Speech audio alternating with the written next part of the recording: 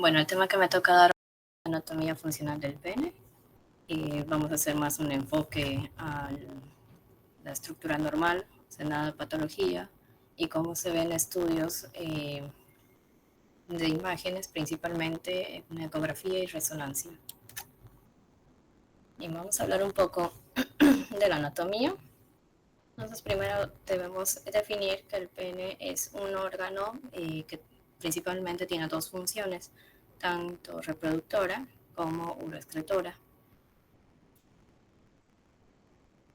Y si hablamos un poco, bueno, en cuanto a las estructuras, es una continuación de estructuras superiores que viene la uretra y la próstata, que las van a tocar en otros temas.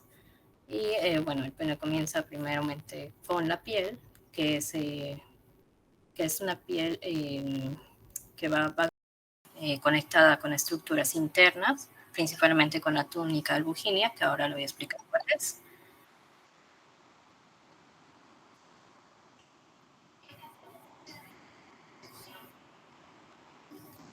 Y bueno, este va doblado distalmente para formar el prepucio en la corona del pene. Y la capa interna del prepucio continúa hacia el cuello y continúa, para continuar y formar lo que es el glande hasta el uretral externo. Una estructura que también cuenta la parte de la piel es el frenillo, que es un pliegue en medio de la piel, que es de aspecto uretral del grande, que corre desde el orificio a la superficie profunda del prepucio.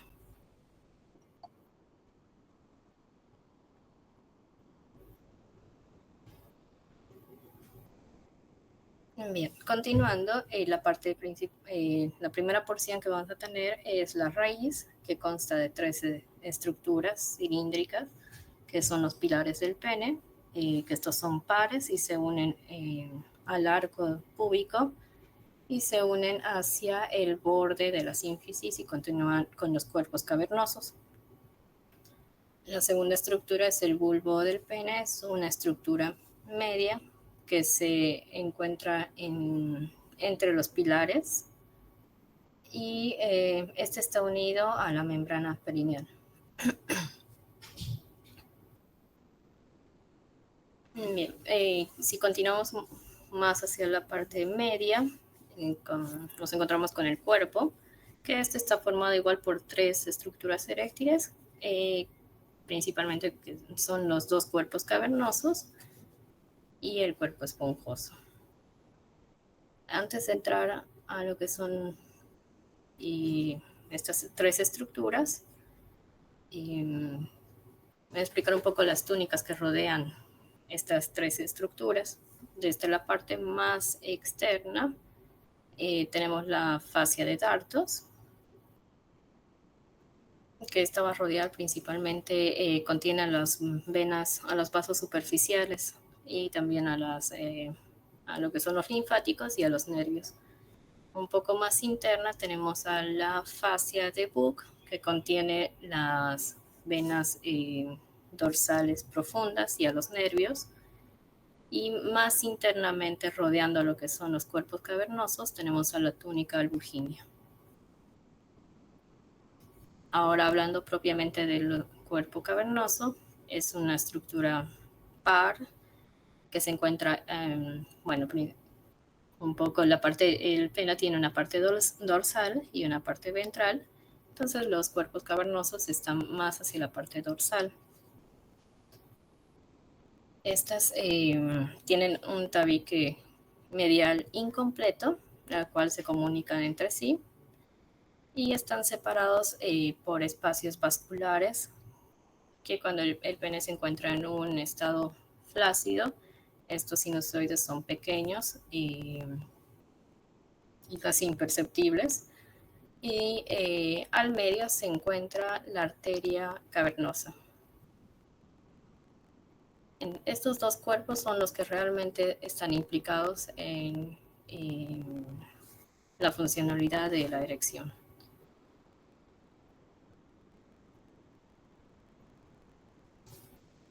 Y luego tenemos la estructura del cuerpo esponjoso que se encuentra hacia la cara ventral, que contiene la parte uretral peneana.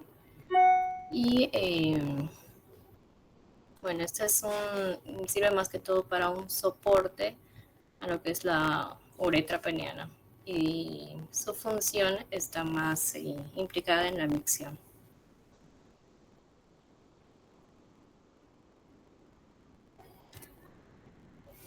Hablando un poquito de la irrigación del pene, se da principalmente por la arteria pudenda interna, que esta va a tener como ramas principales la arteria perineal, que junto con la arteria escrotal posterior y la rectal inferior irrigan a lo que es el ano y el bulbo del pene.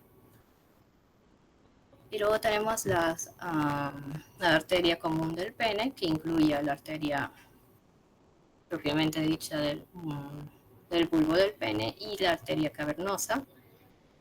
Y bueno, esta es la arteria del bulbo, irriga principalmente al cuerpo esponjoso y a las glándulas bulbouretrales. Y la arteria cavernosa profunda irriga propiamente a los cuerpos cavernosos.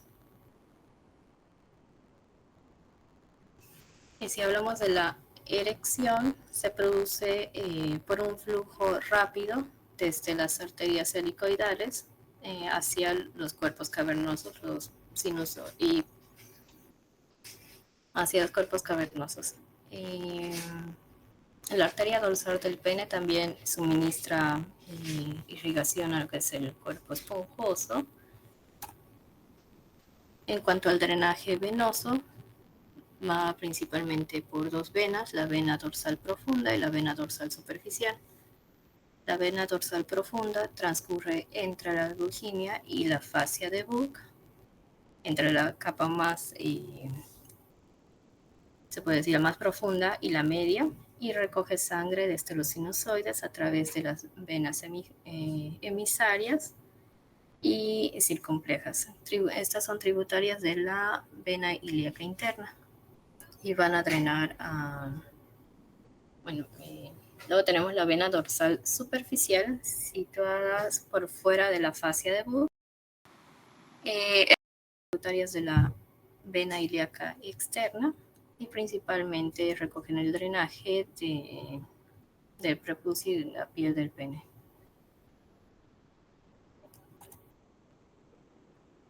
Si hablamos del drenaje linfático, podemos...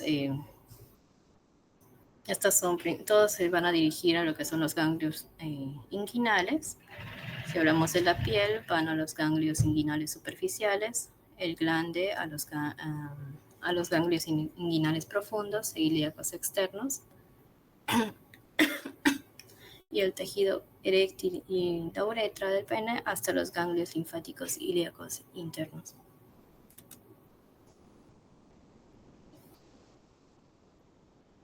La inervación está dada principalmente por el nervio pudendo y los plexos ilíacos. La rama dorsal del pene tiene su raíz en los nervios pudendos e inerva en forma sensitiva a los cuerpos cavernosos, a la piel, al prepucio y al glande, y le da una inervación motora a los músculos involucrados en la erección. Y una inervación vagal va más al mantenimiento de la erección. Y también tiene ramas sacras, que será S2, S4, y esto le da más que todo una sensación consciente de la micción. Existen algunas variantes anatómicas, entre las más importantes son las hipospastías, que son malformaciones congénitas que afectan a los genitales externos masculinos. El meato uretral, que normalmente tendría que terminar en distal, puede adquirir posiciones anómalas en su extremo distal.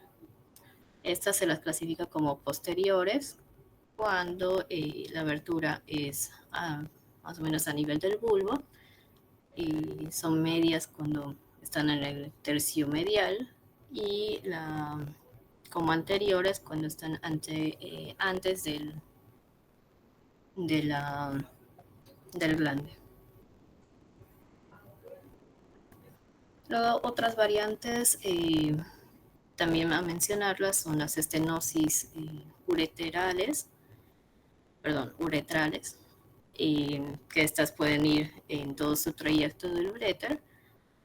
Y otras a mencionar son las arterias ureterales, que muchas veces pueden estar presentes o no presentes. Adquieren importancia cuando se trata ya de patologías como trombosis, o también el tema de tumores. Entonces acá tenemos una imagen donde por ecografía en un paciente pediátrico, y bueno, en un paciente, en un feto de 31 semanas, ya se evidenciaba de que había una anomalía uretral, de que no terminaba en la posición normal, sino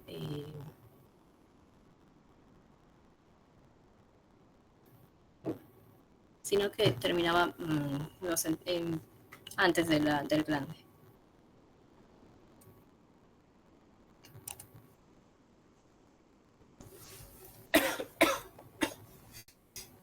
Entonces, si hablamos ahora de los estudios de diagnóstico, como dije al principio, los principales métodos de diagnóstico son la ecografía y la resonancia.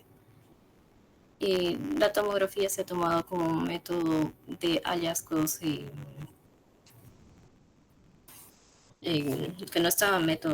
no era el estudio dirigido, sino como hallazgos incidentales. Entonces, los dos estudios principales son la ecografía y la resonancia. Hay algunas patologías por las cuales van a solicitar el estudio. No es un estudio que sea de rutina, entonces normalmente no vemos estudios normales.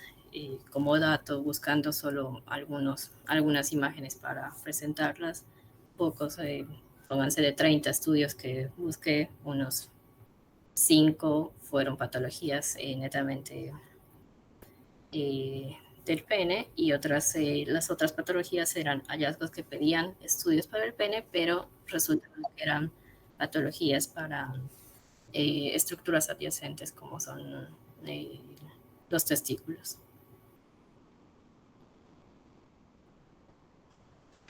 Entonces, algunas patologías por las que van a pedir más este tipo de estudios va a ser el trauma, por infecciones, por quistes, por hemangiomas, enfermedad de Peyronie, que son calcificaciones en el pene que dan alteraciones en la erección, priapismo, trombosis, enfermedades uretrales y tumores.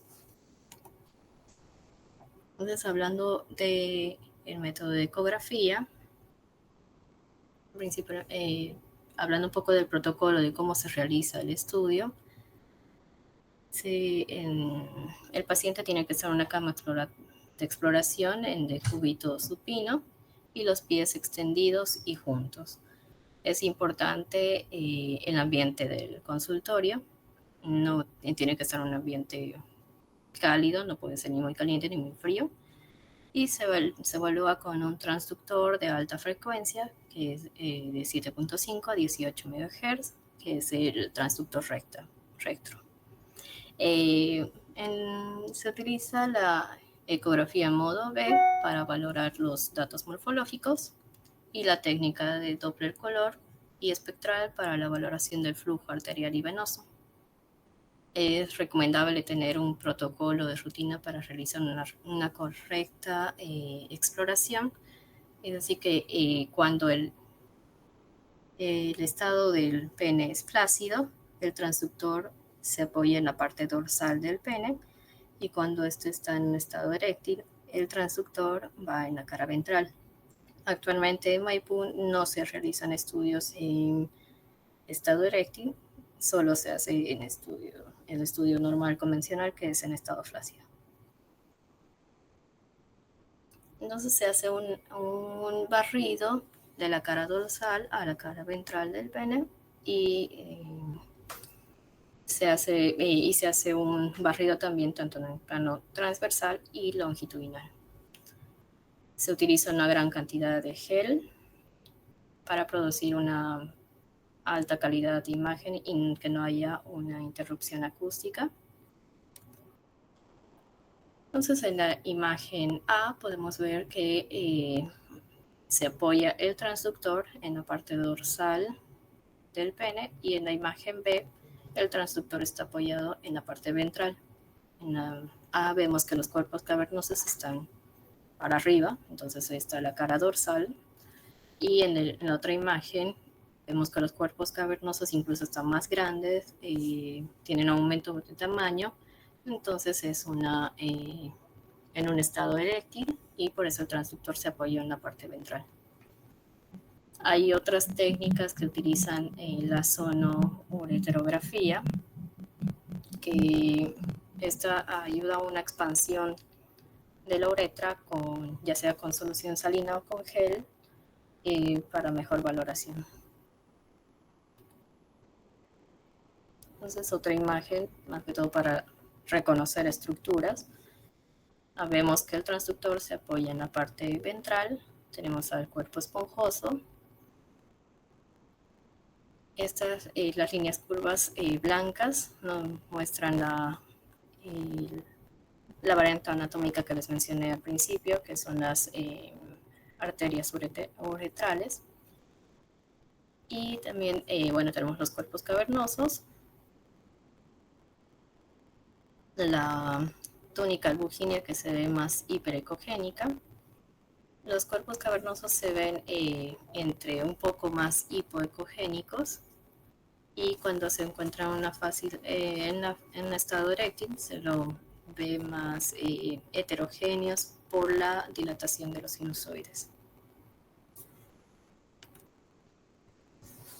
Bueno, acá vemos otra imagen para comparar un poco anatómicamente con una imagen de ecografía, donde se ven los cuerpos esponjosos, el transductor se apoyó en la parte dorsal, se ven los cuerpos cavernosos, la arteria cavernosa, el cuerpo esponjoso, la uretra que puede estar colapsada, las venas dorsales tanto profunda como superficial. Ahora hablando un poquito del Doppler color y espectral, la ecografía de Doppler es una prueba no invasiva que utiliza ondas sonoras de alta frecuencia para evaluar el flujo sanguíneo en los vasos sanguíneos del pene. Este tipo de ecografías es comúnmente utilizadas en la evaluación de disfunción eréctil, malformaciones vasculares y examinar problemas de irrigación sanguínea en el área genital. Entonces, para este estudio de Doppler y valoración funcional, muchas veces se administra lo que es el alprostadilo, que es una prostaglandina que ayuda a la erección del pene. Para mejor, normalmente se hace una valoración en estado flácido y en estado eréctil. Pero como les digo, en MAIPU no se realiza estos dos. Es muy raro que realicen, tiene que ser un pedido muy especial para que lo realicen. Y normalmente se lo realiza el Doppler espectral solo en fase flácida. Pero igual vamos a tocar un poco las diferencias de ambos.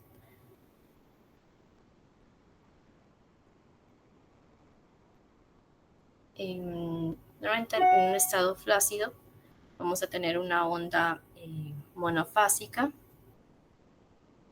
de alta resistencia, donde la velocidad máxima va a ir entre 15 a 25 centímetros sobre segundo. Y como vemos la primera imagen, es una onda monofásica. Y si es que se realiza este estudio en estado eréctil, el estudio se controla cada 5 minutos por 30 minutos. Es para evaluar el método de erección que tiene y el tiempo y la velocidad máxima que alcanza. Entonces, a los 5 minutos de la dilatación de las arterias cavernosas, Estas van a duplicar el tamaño, aumentan el flujo y van a tener un aumento de la velocidad sistólica mayor a 35 y una velocidad diastólica mayor a 8 centímetros sobre segundo, como vemos en la primera imagen de abajo. A los 15 minutos aproximadamente el flujo diastólico va a disminuir a cero por la compresión que existe en los sinusoides. Entonces tenemos una velocidad sistólica, pero no existe velocidad diastólica, como vemos en la imagen 2. Y a los 30 minutos aproximadamente ya tiene que haber una erección total.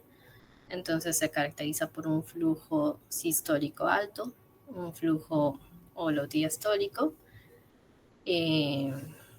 lo que refleja la presión de las cavernosas sobre el flujo diastólico. Entonces vemos como en la tercera imagen tiene un flujo diastólico y un flujo, sistólico y un flujo diastólico o sistólico. Bueno, esto es un estudio que se realizó acá en Maipú. Para el Doppler se aconseja apoyar el transductor directamente en la cara ventral del pene, aunque esté en estado flácido o en estado eréctil. Normalmente se le pide al paciente de que sostenga el pene hacia el ombligo y esto ayuda a la visualización y a mejores técnicas de estudio. Entonces vemos que está en un estado flácido, por eso tiene una onda monofásica y una velocidad menor a 25. Si pasamos al otro método de estudio, que es la resonancia magnética, entonces este estudio se realiza en caso de que la ecografía no sea concluyente.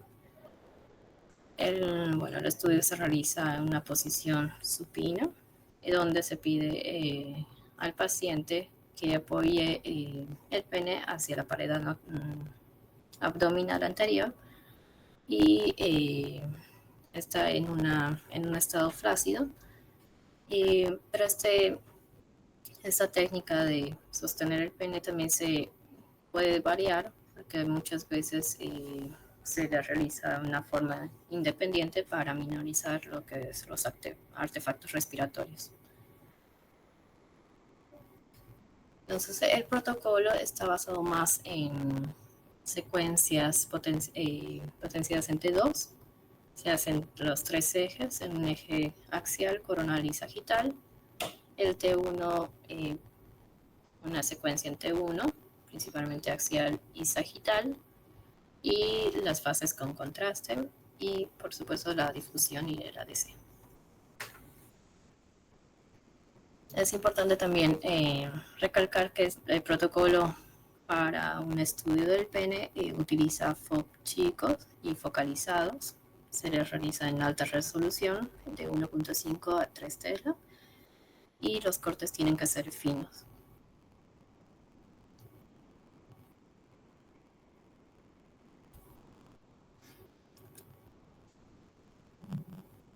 Entonces, un poquito de reconocimiento anatómico por resonancia. Tenemos a los cuerpos cavernosos, pintados de rojo. Acá en la primera imagen tenemos en un estado flácido, en una secuencia sagital, T2, en un corte sagital. Y es importante recalcar que se ven levemente hiperintensos en secuencias T1 y como también en T2, que esto es una señal normal. Y al paso del contraste pueden verse heterogéneas y más o menos en una fase tardía se aconseja los 120 segundos y se veía un realce homogéneo porque ya los sinusoides tomaron como que todo el contraste. Y en la fase de erección se toma una señal más hiperintensa con mejor visualización de las arterias centrales cavernosas que lo vemos más en un corte coronal. Y bueno, pintado en amarillo tenemos al cuerpo esponjoso, que se ve más hiperintenso en T2, con un realce temprano al contraste endovenoso, a diferencia que tenía el contraste, los cuerpos cavernosos. Y si vemos una señal más hipointensa en el centro, corresponde a la uretra. La túnica albuginea adquiere una, tanto en secuencias T1 y T2, adquiere una señal más hipointensa y igual cuenta con un realce al contraste. Y también se puede visualizar parcialmente la fascia de Book, que solo es visible mayormente en fases de erección. Y acá en la imagen E muestra lo que es la vena dorsal. Eso es un poquito de la anterior imagen. Los colores para nuevamente reconocer estructuras: cuerpos cavernosos, cuerpo esponjoso y en sus distintos cortes.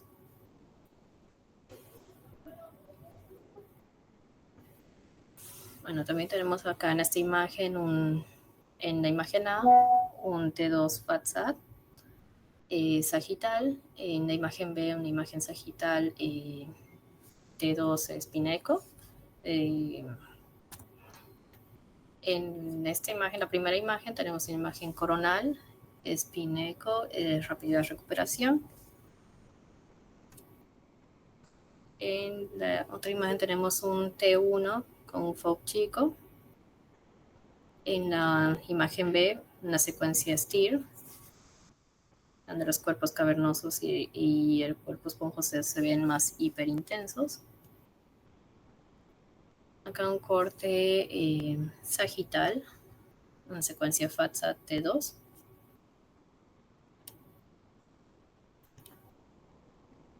Secuencias de difusión y ADC.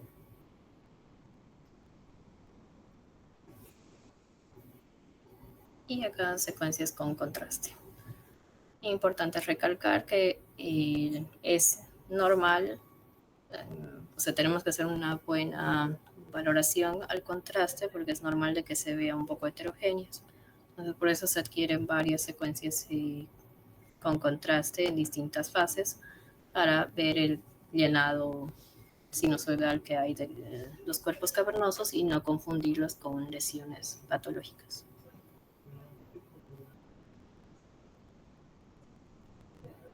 Acá también se ve una secuencia de contraste donde hay un llenado gradual. La primera imagen es una fase temprana.